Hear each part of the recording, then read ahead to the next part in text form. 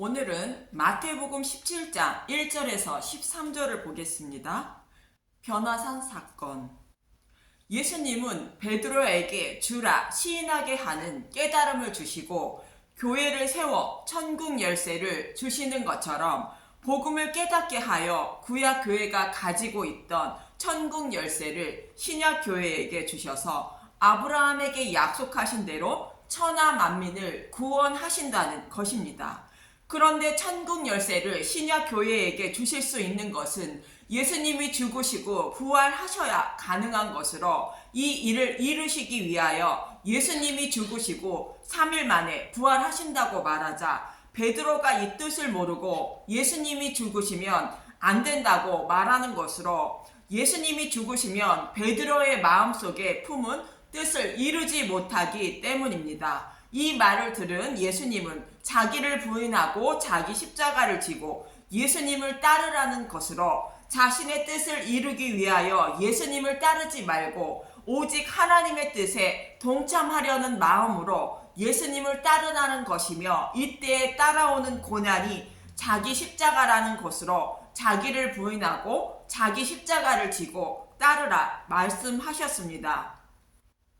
이 말씀을 하시고 예수님은 자신이 오시리라 약속한 메시아임을 의심하는 제자들에게 오시리라 약속한 메시아임을 증거하기 위하여 제자들을 데리고 높은 산에 오르시게 됩니다. 본문 1절을 보겠습니다. 마태복음 17장 1절. 영광스러운 모습으로 변형되시다 엿새 후에 예수께서 베드로와 야고보와 그 형제 요한을 데리시고 따로 높은 산에 올라가셨더니 엿새는 예수님이 죽으시고 3일 만에 부활하실 것을 말씀하신 후라는 뜻인데 엿새의 의미는 예수님이 십자가에서 죽으시는 날을 말하는 것으로 예수님이 죽으신 후에 부활하신 모습을 제자들에게 보여주고 있음을 말하고 있는 것입니다.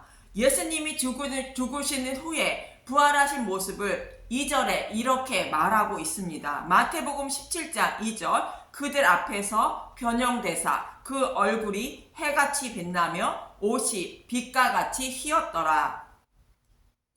제자들은 예수님이 메시아라면 로마 군과 싸워 이기실 줄 알았는데 그들과 싸우지 않으시고 죽으시고 부활한다고 말하자 제자들은 예수님이 메시아가 맞는지 의심이 생긴 것입니다. 그러자 예수님은 오시리라 약속하신 메시아임을 증거하기 위하여 예수님이 죽으시고 부활하신 모습을 보여주고 있는 것입니다.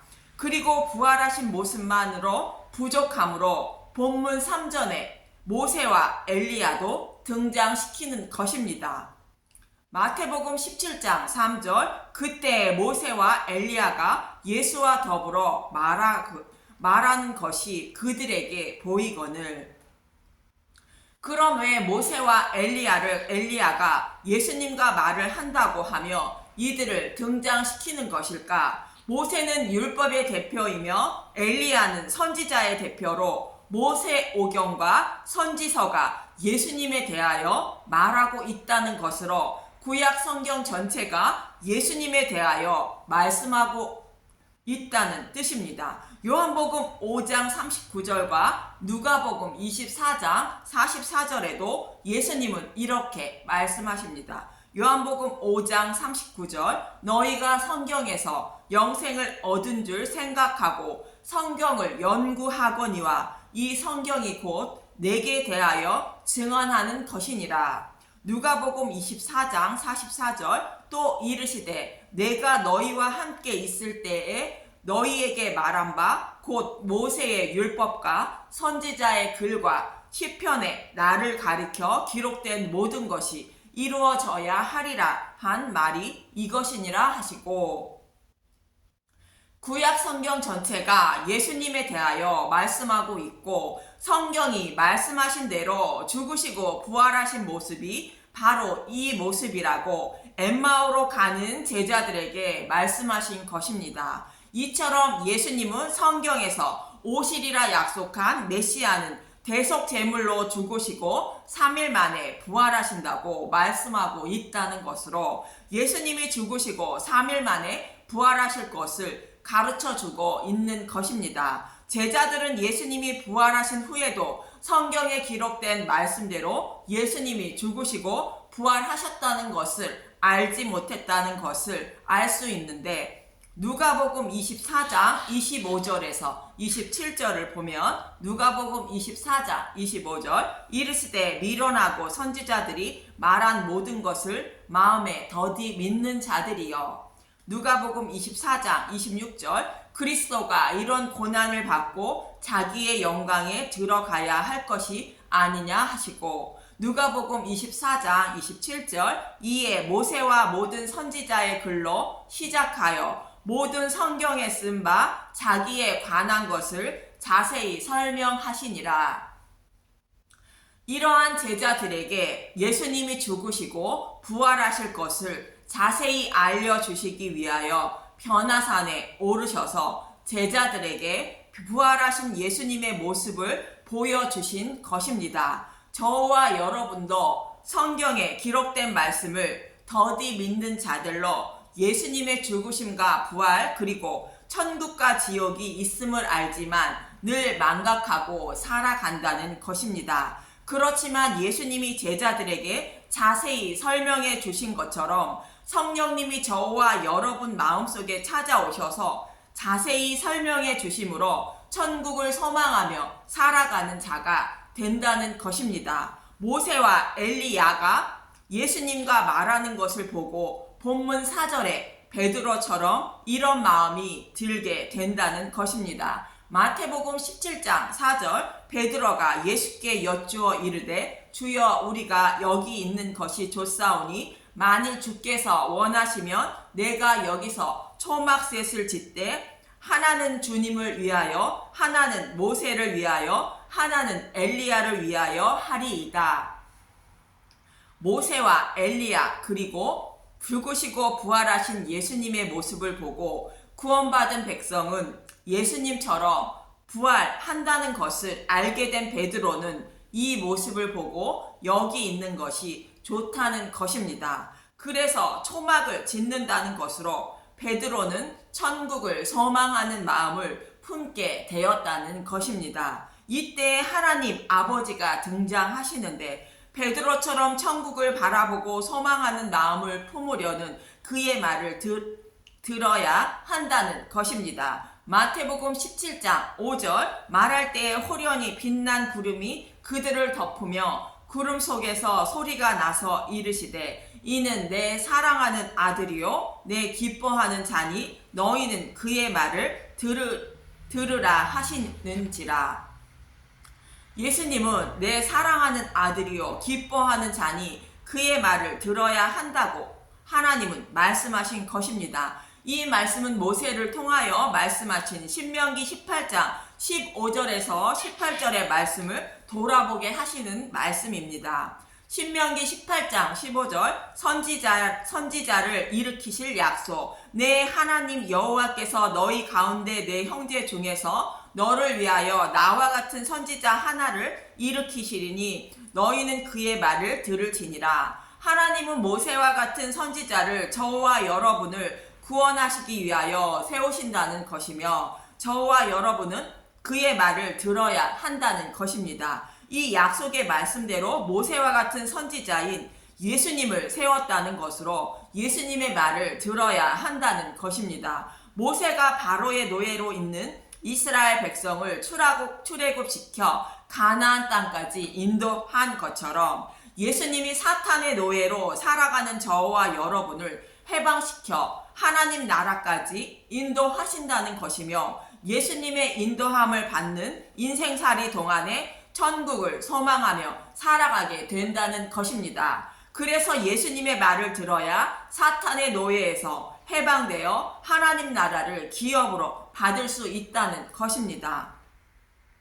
그럼 왜 하나님은 모세와 같은 선지자를 세워주셨을까? 신명기 18장 16절 이것이 곧 내가 총회의 날에 호렙산에서 내 하나님 여호와께 구한 것이라 곧 내가 말하기를 내가 다시는 내 하나님 여호와의 음성을 듣지 않게 하시고 다시는 이 큰 불을 보지 않게 하소서 두렵건대 내가 죽을까 하나이다 하매 신명기 18장 17절 여호와께서 내게 이르시되 그의 말이 옳도다. 신명기 18장 18절 내가 그들의 형제 중에서 너와 같은 선지자 하나를 그들을 위하여 일으키고 내 말을 그의 입에 두리니 내가 그에게 명령하는 것을 그가 무리에게 다 말하리라.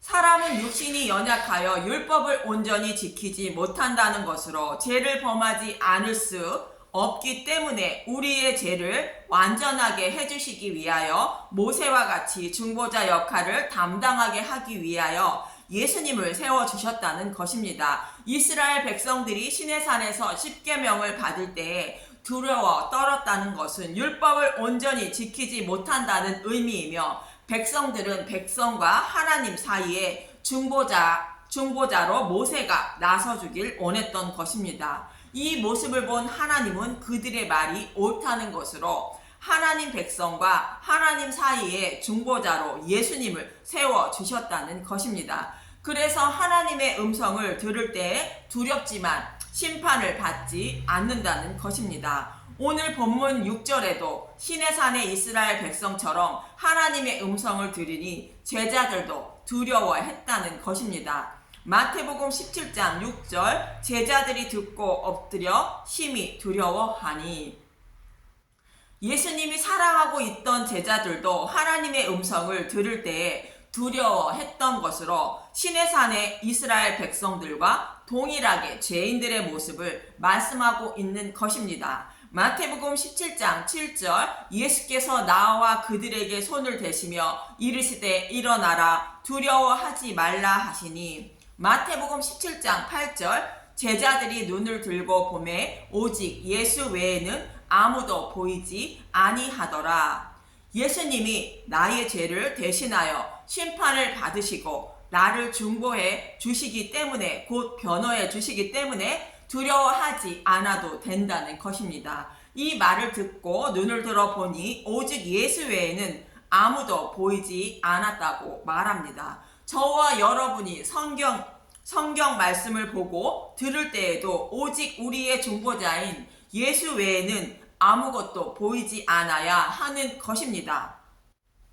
본문 9절을 보십시오. 마태복음 17장 9절 그들이 산에서 내려올 때에 예수께서 명하여 이르시되 인자가 죽은 자 가운데서 살아나기 전에는 본 것을 아무에게도 이르지 말라 하시니 예수님이 죽으시고 부활하시기 전에는 본 것을 아무에게도 이르지 말라고 말씀하십니다. 사람들은 기적과 이적 그리고 천국의 모습을 보았다고 하면 예수님에 대해서 곧 복음에 대해서는 관심이 없고 전해진 간증에만 관심을 둔다는 것입니다. 그렇게 되면 예수는 사라지고 다른 것만 보이기 때문에 복음을 깨닫지 못해 믿음에 이르지 못하여 구원을 받을 수 없다는 것입니다. 이 모습이 사탄의 노예로 살아가는 저와 여러분들의 모습으로 성령님이 오셔야 오직 예수만 바라보게 인도해 주신다는 뜻으로 인자가 죽은 자 가운데서 살아나기 전에는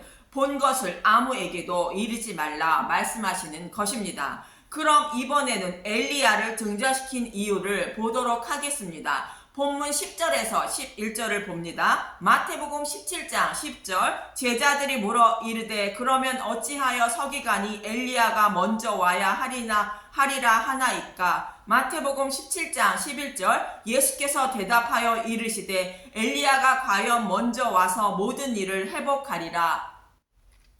이 말씀은 서기관들의 말은 성경에 메시아가 오시기 전에 엘리야가 먼저 온다고 말씀하고 있는데 엘리야가 오지 않았다는 것으로 예수님이 약속하신 메시아가 아니라는 것입니다. 그런데 예수님은 약속대로 엘리야가 먼저 와서 모든 일을 회복하리라 말씀하십니다.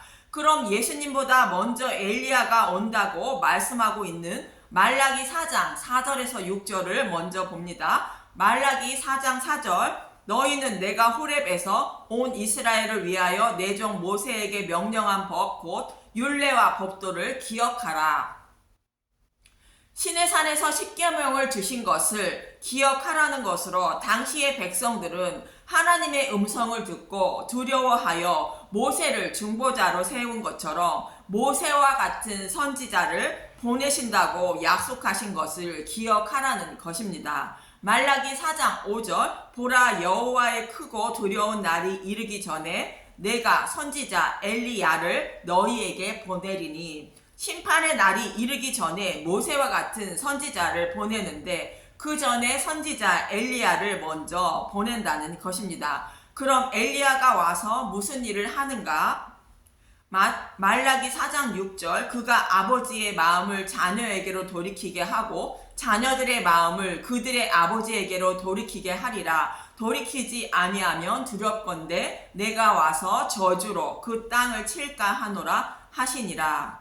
엘리야의 임무는 아버지인 하나님의 마음을 자녀인 하나님 백성에게 돌이키고 하나님 백성의 마음을 아버지께로 돌이키게 한다는 것입니다. 쉽게 표현하면 하나님의 사랑을 백성들에게 보여주고 그 사랑을 보고 백성들의 마음을 하나님께 돌이키게 한다는 말씀입니다. 그럼 엘리야가 어떻게 백성들에게 하나님의 사랑을 보여주었고 전해주었고 백성들의 마음을 하나님께로 돌이키게 했는지 열왕기상 18장 30절에서 40절을 간단하게 보겠습니다. 엘리야는 바알을 따르고 있는 아합 왕과 백성들을 여호와께 돌이키는 임무를 띠고 갈멜산에서 바알과 아세라 선지자 850명과 전투를 벌이는 장면이 있는데 엘리야의 모습만 보면 열왕기상 18장 30절 엘리야가 모든 백성을 향하여 이르되 내게로 가까이 오라 백성이 다 그에게 가까이 가매 그가 무너진 여호와의 제단을 수축하되 이스라엘 왕과 백성이 하나님을 버림으로 제단이 무너졌다는 것으로 이것을 다시 수축한다는 것입니다. 열왕기상 18장 31절 야곱의 아들들의 지파의 수요를 따라 엘리야가 돌 12개를 치하니 이 야곱은 옛적에 여호와의 말씀이 임하여 이르시기를 내 이름을 이스라엘이라 하리라 하신 자더라.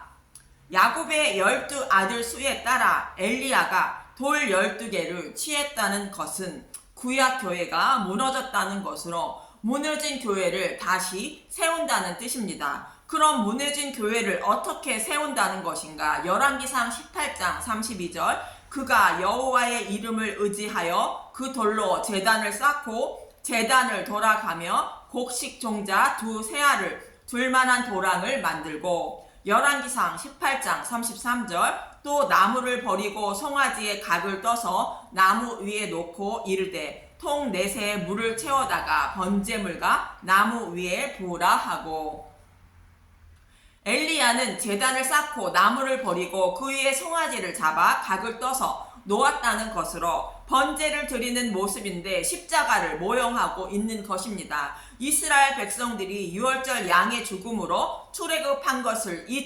잊음으로 구약 교회의 제단이 무너졌다고 말씀하고 있는 것으로 십자가를 백성들에게 보여주고 있는 것입니다. 열왕기상 18장 34절 또 이르되 다시 그리하라 하여 다시 그리하니 또 이르되 세 번째로 그리하라 하여 세 번째로 그리하니 열왕기상 18장 35절 물이 제단으로 두루 흐르고 도랑에도 물이 가득 찼더라.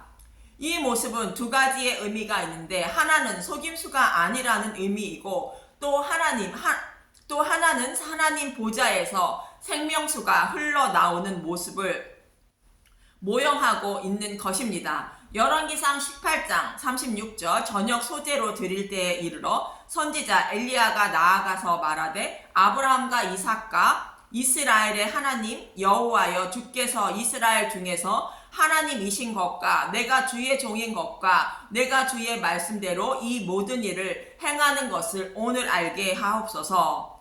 저녁 소제 드릴 때는 유월절 양을 잡는 시간이며 예수님이 십자가에서 죽으시는 시간입니다. 열왕기상 18장 37절 여호와여 내게 응답하소서 내게 응답하소서.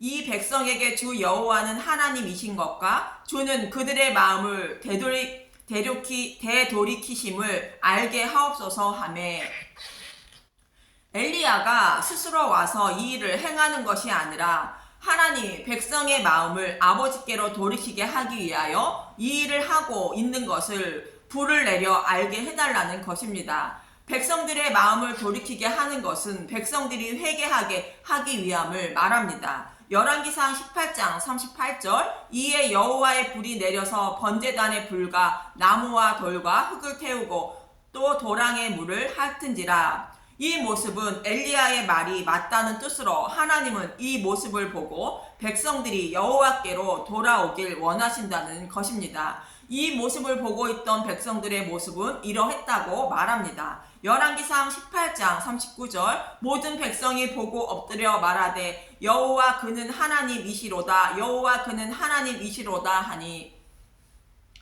열왕기상 18장 40절 엘리야가 그들에게 이르되 바알의 선지자를 잡되 그들 중 하나도 도망하지 못하게 하라 하매 곧 잡은지라. 엘리야가 그들의 기손 시내로 내려가서 거기서 죽이니라. 이 모습을 본 백성들은 여호와는 하나님이라는 두 번 반복하고 있는데 결국 이스라엘 백성들이 돌아왔을까요? 여호와의 불이 내려서 번제물과 돌과 나무와 흙을 태우고 물을 핥은 모습을 본 사람은 돌아오지 못했을 것이며 이 모습을 통하여 내 죄를 대신하여 오직 십자가에서 죽으신 예수님만 바라본 사람은 회개하고 여호와께 돌아왔을 것입니다. 저와 여러분도 동일하게 이 모습을 통하여 엘리야의 간절한 기도로 기적과 이적이 일어났다고 생각하는 사람은 어쩌면 성령이 임하지 않은 사람일 수 있으며 이 모습을 통하여 십자가에 달린 예수만 바라보는 사람은 성령이 임한 사람일 것입니다. 그래서 예수님은 본문 9절에 인자가 죽은 자 가운데서 살아나기 전에는 본 것을 아무에게도 이르지 말라라고 말씀하시는 것으로 예수님이 죽으시고 부활하셔서 성령님이 임하지 않으면 성경 말씀을 통하여 예수를 바라보지 못하고 자신들이 원하는 것만 바라보게 된다는 것입니다. 그럼 본문 12절에서 13절을 보면 마태복음 17장 12절 내가 너희에게 말하노니 엘리야가 이미 왔으되 사람들이 알지 못하고 임의로 대우하였도다. 인자도 이와 같이 그들에게 고난을 받으리라 하시니. 예수님은 엘리야가 이미 왔다는 것으로 세례 요한은 구약의 엘리야의 모습으로 와서 내 뒤에 오시는 분이 오시리라 약속한 메시아이니 회개하라 외쳤다는 것입니다. 마치 구약의 엘리야가 백성들을 회개하기 위하여 엘리야가 갈멜산에서 바알 선지자들과 전투를 벌인 것처럼 세례 요한은 회개하라고 외친 것이며 구약의 엘리야가 송아지를 잡아 제단 위에서 번제를 드린 것을 여호와께 흠양하신 것처럼 예수님은 제단 위인 십자가에서 번제물이 되셔서 죽으신 것이며 이것을 하나님은 흠양하신 것입니다. 이렇게 엘리야가 번제를 통하여 하나님의 사랑을 백성에게 전했고 그 모습을 보고 있던 백성들을 하나님께로 돌아오게 하고 무너진 교회를 세우는 것처럼 세례 요한과 예수님은 엘리야와 동일하게 십자가의 사랑을 백성에게 전하는 모습이고 그 모습을 보고 백성들을 하나님께로 돌이키게 하여 무너진 교회를 세우신 것입니다. 이렇게 세례 요한은 엘리야의 모습으로 와서 아버지의 마음을 자녀에게로 돌이키게 하고 자녀들의 마음을 그들의 아버지에게로 돌이키게 했던 것입니다. 이 말씀을 들은 제자들은 엘리야가 세례 요한인 줄 알았다는 것입니다. 마태복음 17장 13절 그제서야 제자들이 예수께서 말씀하신 것이 세례 요한인 줄을 깨달으니라. 이처럼 엘리야의 갈멜산 전투는 세례 요한과 십자가의 모형하고 있는 것입니다. 이렇게 예수님은 오시리라 약속하신 메시아가 맞는지 의문을 품고 있는 제자들을 교회로 세워 천국 열쇠인 복음을 깨닫게 하시기 위하여 높은 산에 오르셔서 변화된 모습을 보여주셨고 모세와 엘리야를 등장시켜 예수님이 오시리라 약속하신 메시아가 맞다고 가르쳐 주시고 있는 것으로 저와 여러분도 성경의 말씀을 통하여 예수만 바라보아야 한다고 말씀하고 있는 것입니다. 저와 여러분도 성경의 말씀을 볼 때 내가 원하는 말씀으로 보지 마시고 오직 예수님만 바라볼 수 있는 은혜가 임하시길 예수님의 이름으로 간절히 기도합니다. 감사합니다.